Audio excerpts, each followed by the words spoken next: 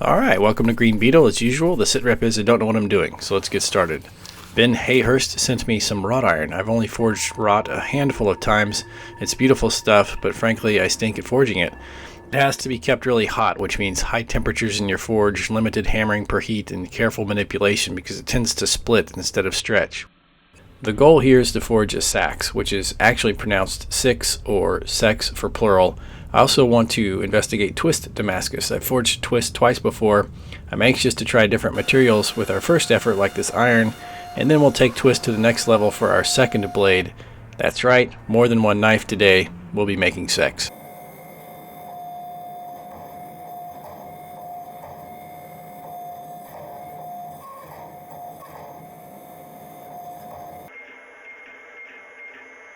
We're going to press these bars flat to incorporate them into a billet for twisting, but I'm already pressing too cold at times, and that's going to get us into trouble.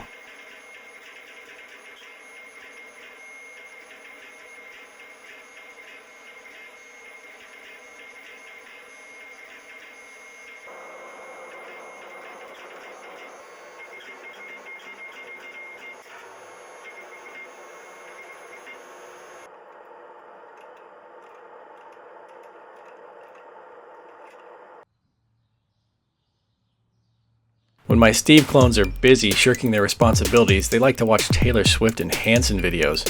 That's a problem. Every time I try to forge a knife with this racket blaring, I end up making bobby pins. What? I can't make knives under these conditions. So I decided to download Vikings, War of Clans to their smartphones to keep them busy. War of Clans was inspired by the famous strategy RPG games of the 1990s like Lord of the Realms, which I played into the wee hours of the night on my IBM computer with 64K of RAM and a 56K baud modem. Vikings has this addictive gameplay with over 20 million online players competing in an ever-evolving game. You can help support my channel by downloading Vikings for free, only from my links in the description box below, and get the special bonus of 200 gold coins and a protective shield, which will be extremely useful from the start. You can see we have plenty of tears in our flattened wrought bar. Wrought has strands running lengthwise that can split, but these are perpendicular to the bar's length and spaced right across from each other. So when I press the bars flat, I think that I did it too aggressively and the dies caused some tearing there at the edges of the pressed area. Wrought isn't as plastic as steel, even when it's hot, so we'll have to move it in smaller increments under the press. Here's a bar that I went slower on and hotter. I think it worked out much better.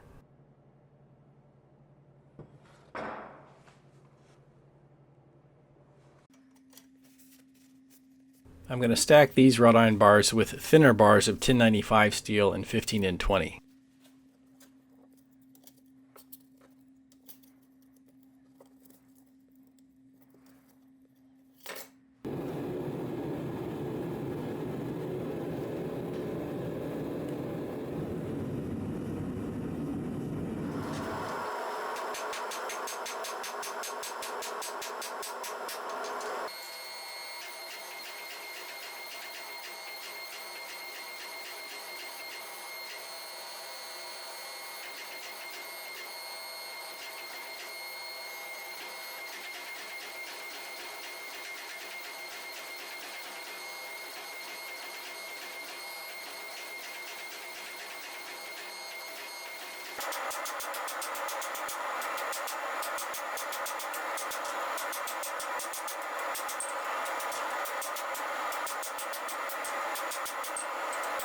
The billet's been drawn out and the corners have been rounded a bit, so it's time to start the twist. Again, the forge welding was done with the billet in a canister. I intentionally let the sides of the canister weld to the billet to help keep the iron from squishing out in between the harder 1095 and 15N20 steel, but more importantly to help keep the wrought from tearing with twisting. At least that's my hope, that it will help prevent that. This is not a high twist Damascus billet, there'll be some of that later, and it'll be nice to know ahead of time if I can twist wrought iron without any problems before I start that project.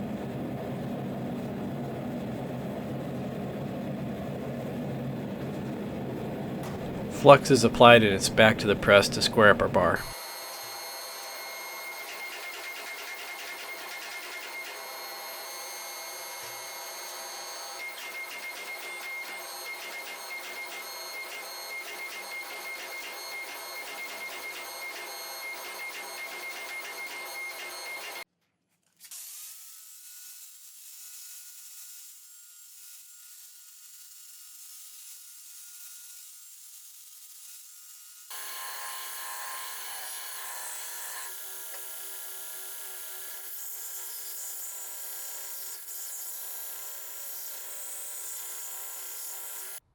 It looks good, but we should probably etch it and take a peek at what's happening.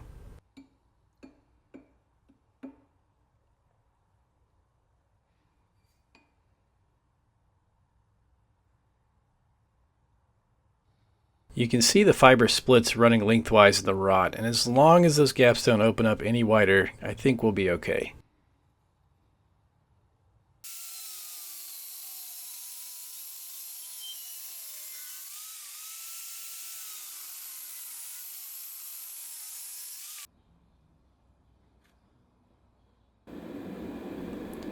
I've put a piece of W1 on the blade side of our billet to make a serviceable edge, and we put it in another canister made of 1/16 inch steel that I tried to arc weld.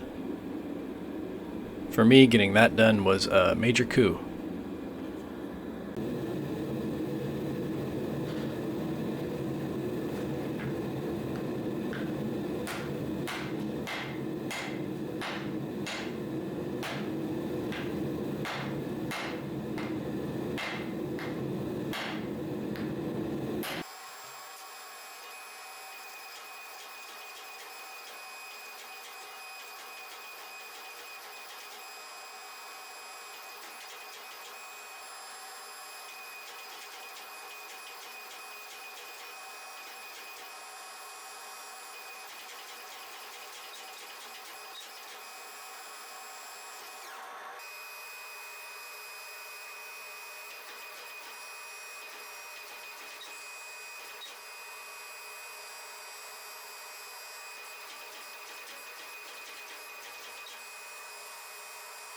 I don't know why, but about half this can just splits away from the billet. I have to grind the rest. Not sure why it all didn't forge weld though. It's interesting.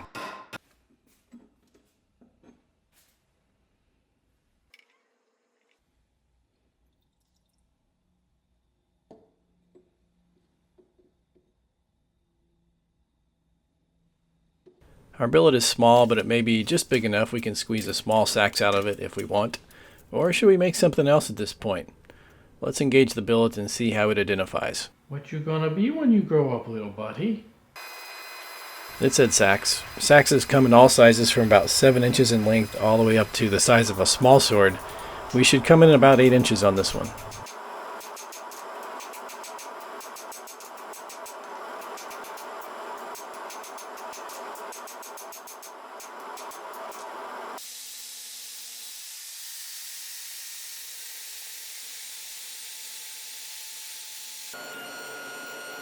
So it's a historical fact that the ancients stole the design for the Seax from the American Bowie. You don't hear a lot of people talk about that.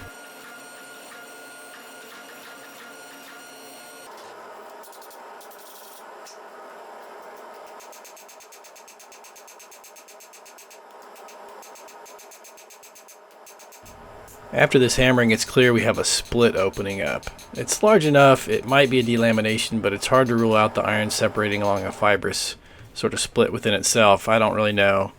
I wasn't really hammering the metal as hot as it should have been for the iron's sake. And unfortunately, by thinning it down and taking about 3/4 inch off the ricasso area, we've ground away the split. Unfortunately, our blade shrank to just over 7 inches.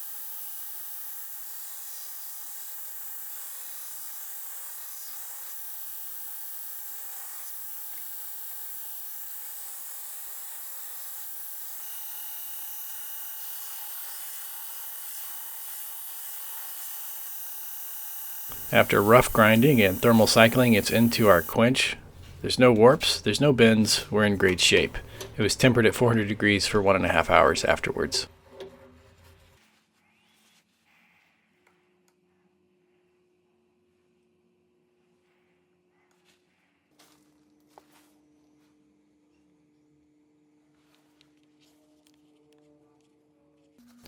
I've put a brass guard on here with bloodwood handles and some Danish oil for the finish. We're going to call this a Darrow victory. We'll take a closer look at it later, but it's time to go bigger and more complicated. Now I've welded up some of our flattened wrought iron bars to forge into pieces that are 2 inches wide so we can use them with these other 2 inch wide 1095 and 15 and 20 bars.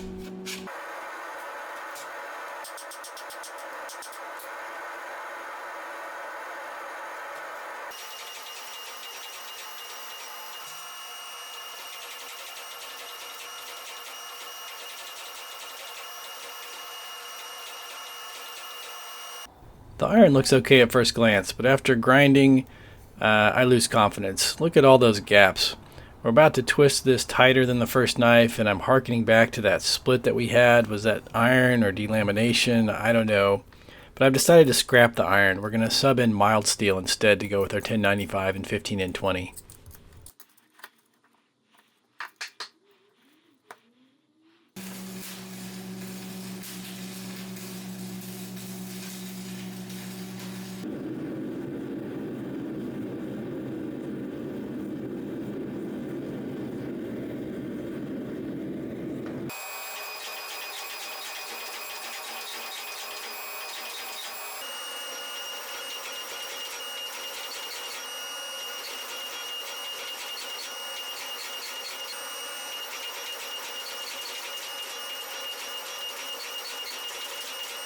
I've drawn out the square bar quite a bit thinner than the last one for two reasons.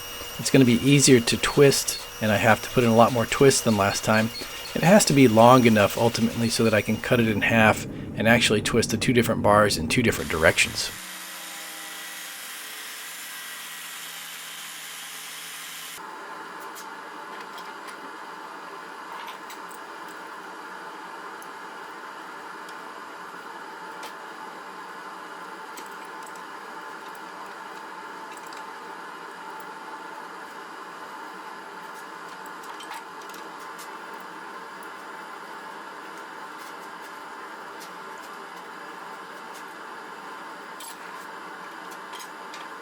Are they too thin? I don't know. How many pieces am I going to be able to cut out of here? I don't know. Man, I hope this works.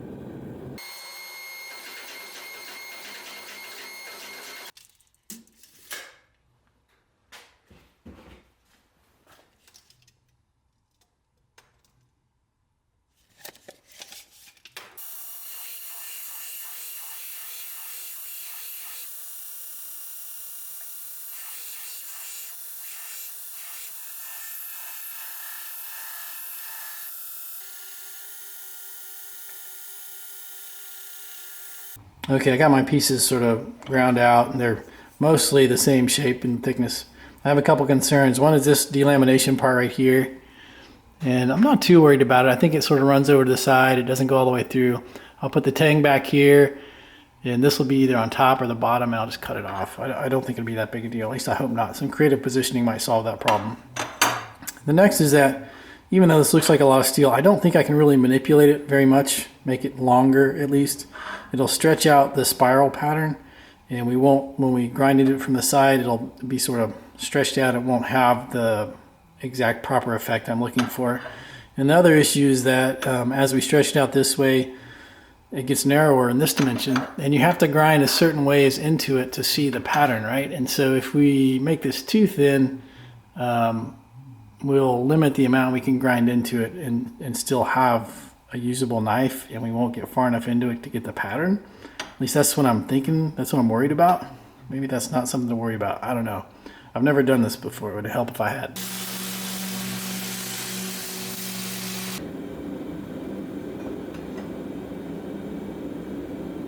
Alright, there's a giant piece of 1084 steel running along the edge here. But look at this tall, thin billet. You guys know how much trouble tall, thin stuff gives me when forge welding, so I've got it tack welded securely, and maybe that'll help. Other people don't seem to have a problem with this. I don't know what my deal is, but man, I'm nervous. It's got to work.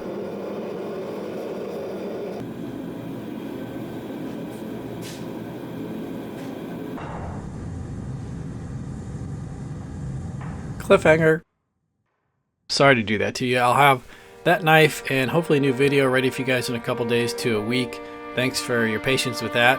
Thanks for your patience with certain aspects of this video. There's some new elements here. Alright, have a good one, guys.